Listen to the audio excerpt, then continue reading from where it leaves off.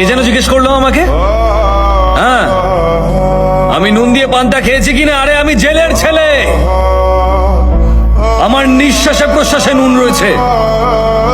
Sorry, এই সভায় কেউ তো চেন্নাই থেকে আসেননি, বাইরে থেকে কারা কারা এসছেন একটু হাত তুলুন।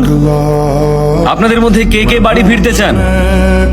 কি সমস্যা আপনাদের? স্যার, আমি এখানে একটা ভালো চাকরি করব বলে এসেছিলাম, ঠিক যে কারণে আপনি বিদেশে গেছিলেন। কাজ তো কেউ দিলই না, উপরন্তু মজুরিও ঠিকঠাক করে পাই না স্যার। কি সমস্যার সমাধান করবেন? আরে একটা না, হাজারটা সমস্যা রয়েছে। আমি চিনগলার থেকে আসছি, সমস্যা মজুরি। এখানে মিথেন গ্যাসেরও সমস্যা আছে। এখানে চোরাবালির কারবার চলে বহুদিন ধরে। কাবেরী নদী তো দূষিত হয়েছে, কৃষ্ণা নদীও দূষিত হচ্ছে, আর তাতে আমাদের স্বাস্থ্যের ক্ষতি হচ্ছে।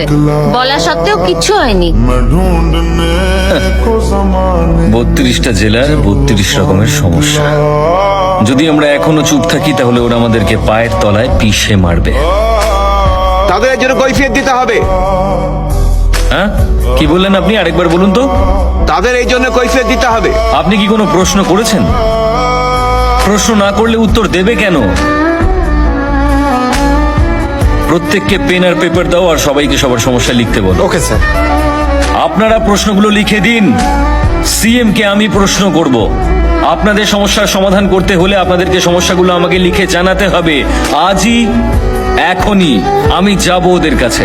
স্যার স্যার স্যার, একটা কথা ছিল। আজকে মুখ্যমন্ত্রী একটা জনসভা আয়োজন করেছেন, আমার মনে হয় ওখানে গেলে ভালো হবে।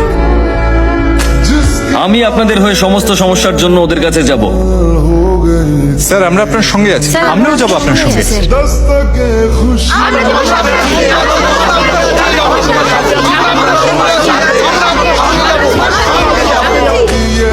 আমি একা গেলে কাজটা তাড়াতাড়ি হবে, কিন্তু আপনারা সকলে গেলে যে কোনো রকমের ঝামেলা হলেও হতে পারে।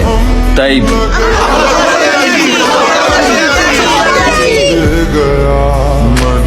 চলুন। দাদা শুনছো, সুন্দর নাকি লোকজন নিয়ে আমাদের এই মিটিং এর দিকে আসছে। তাই নাকি? আসতে দে।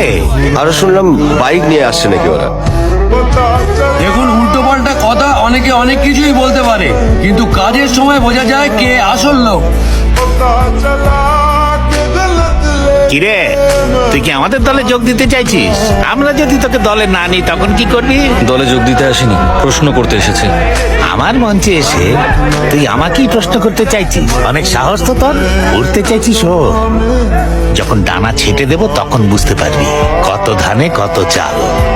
আমি যদি একটা ইশারা করি না, এরা তোকে টুকরো টুকরো করে কেটে ফেলবে।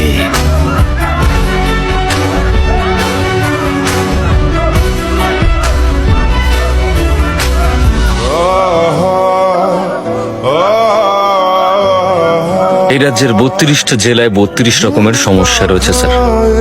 রাজ্যের জনগণ প্রচন্ড কষ্ট পাচ্ছেন। আপনি যদি এই ইলেকশনে জিততে চান তাহলে মাইকে গিয়ে প্রতিশ্রুতি দিন, আমি আমার নমিনেশন উইথড্র করে নেব। সিম্পল। তুই যে স্কুলে পড়েছিস না, তার হেডমাস্টার ছিলাম আমি, আর তুই আমাকেই শেখাতে এসেছিস। আমি ভীষণ ভয় পেয়ে গেছি রে। চল বাড়ি চলে যাই।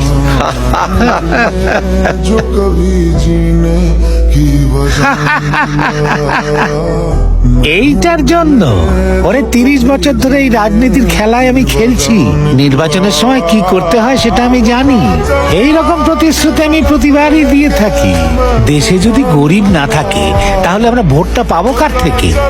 ওরা পেটের দায়ে চুরি করবে, একে অপরকে খুন করবে, আর আমরা গলা চিৎকার করে প্রতিবাদ করব। তারপর ভোটের সময় ওদের কিছু টাকা দিয়ে দেব, ওরা সুরসুর করে এসে সব আমায় ভোট দেবে, আর আমাকেও রাজনীতি শেখাতে এসেছে। যা।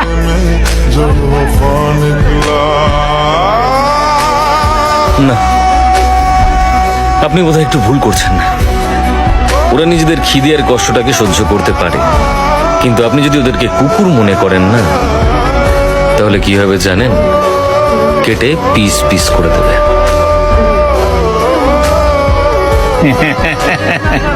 ওরে শোন, তামিলনাড়ুতে মাত্র 2টো দল আছে। একটা হলো আমার, আর একটা হলো যে মাইকে দাঁড়িয়ে কথা বলছিল তার। এখন তো সেও আমাদের দলের সঙ্গে যুক্ত হয়েছে, কাজেই এখন আমাদের ফুল মেজরিটি।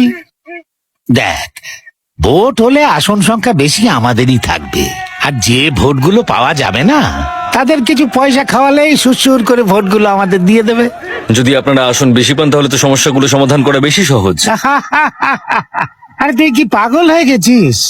আরে এখানে টাকা চড়িয়ে ভোট কিনতে হয়, কেউ একে বোঝাও।